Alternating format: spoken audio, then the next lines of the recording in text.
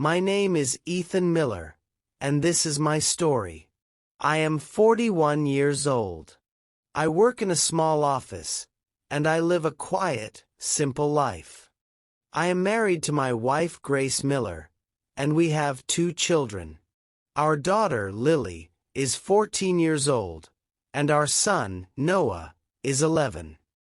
We live in a small, warm house at the edge of the city. It is not a luxury home, but it is full of love, memories, and shared moments. Every morning, I wake up early and prepare for work. Grace makes breakfast while the children get ready for school. In the evenings, we sit together at the dinner table. The children talk about their school day, their teachers, and their friends. Sometimes we laugh loudly, and sometimes we sit quietly, tired after a long day. But no matter what, we are together. For many years, I believed my life was strong and unbreakable. I was wrong. One evening, after dinner, I sat alone at the kitchen table. The house was quiet. Grace was putting the children to bed. I felt very tired, more tired than usual. My chest felt heavy, and my breathing was uncomfortable. I ignored it. I told myself it was only stress from work. I closed my eyes and rested my head on my hands, hoping the feeling would pass. The next morning, I woke up with a strong cough. My chest hurt when I breathed. My body felt weak, and my head was slow. At work, my coworkers noticed my condition. They told me I looked sick and advised me to see a doctor. I smiled and said I was fine, but inside, I knew something was wrong. When I came home that evening, Grace looked at me carefully. She could see the sickness in my face. She asked me gently if I was okay. I told her the truth. I said I felt tired and sick. She listened and told me I must see a doctor the next morning. I agreed without arguing. Soon, Lily and Noah came home from school. Their laughter filled the house.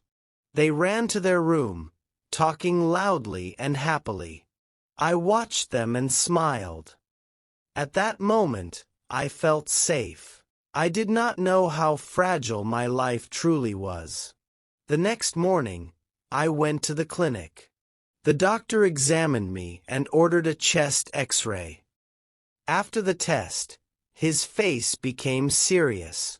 He told me I had pneumonia and needed to go to the hospital immediately. Fear entered my heart, but my body felt too weak to refuse. At the hospital, I was placed in a bed near a window. I tried to read a book, but my mind was slow. My thoughts felt heavy. After some time, the door opened, and a nurse entered the room. She called my name softly. Her name was Clara Hayes.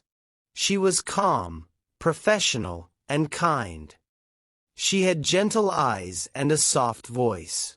She explained my condition and the treatment plan. I nodded while listening. Her presence felt peaceful. Everything about her behavior was caring and respectful. I stayed in the hospital for 5 days. Clara checked on me often. She spoke kindly and treated me with patience. During our short conversations, I learned that she was married.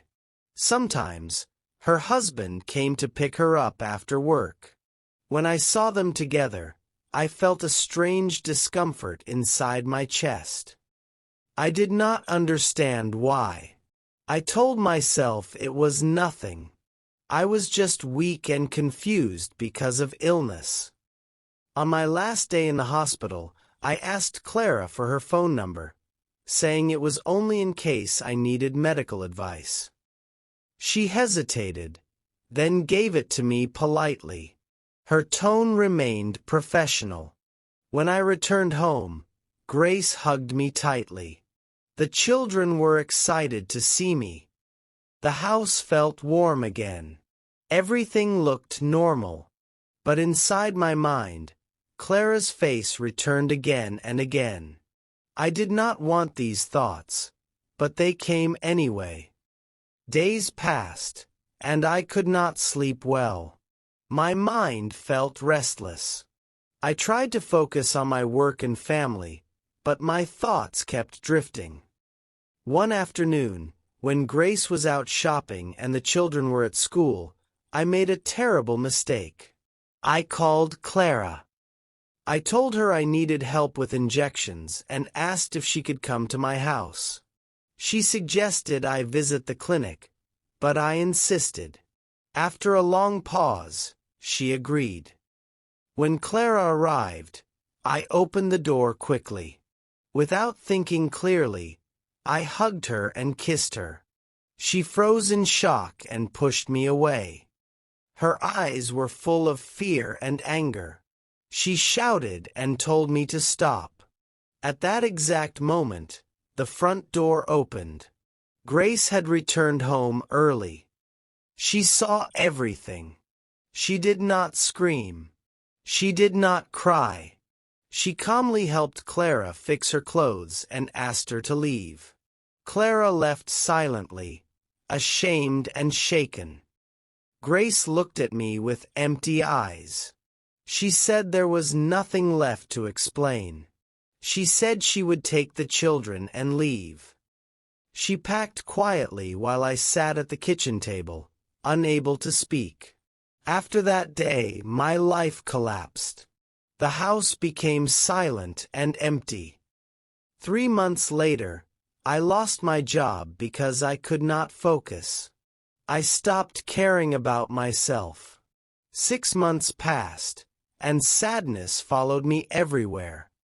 1 year later, my health became worse, and I returned to the hospital again. It was the same hospital. I asked about Clara, but no one knew where she was. She had moved away. My condition became serious. The doctor spoke gently, but I understood the truth. I did not have much time left. One night, I lay very still in my hospital bed. My breathing became slow. My body felt cold. I was tired of everything. I stopped fighting. As darkness surrounded me, my mind became clear. I saw Grace's smile. I heard Lily and Noah laughing. I felt deep regret. I realized how much I loved my family. Then everything faded. Suddenly, I felt a gentle touch on my arm. I heard a voice calling my name. Ethan. Ethan Miller. I opened my eyes. Bright light filled the room. My heart was racing. Clara stood beside my bed, looking concerned. She told me I had fallen into a deep sleep because of the medicine. I was still being treated for pneumonia. Slowly, I understood. Everything after my mistake had been a dream. A warning. 5 days later, I returned home. Grace hugged me tightly. The children ran to me. The house was alive again. That night, I lay quietly beside my wife and listened to my children breathing in the next room. I understood the truth. Real love was already here, and I promised myself never to forget it again. Thank you so much for watching this story till the end. I hope you enjoyed it and felt connected with its emotions. If you like the story, please like the video, share it and subscribe to the channel for more original stories. Your support means a lot to me. See you in the next story.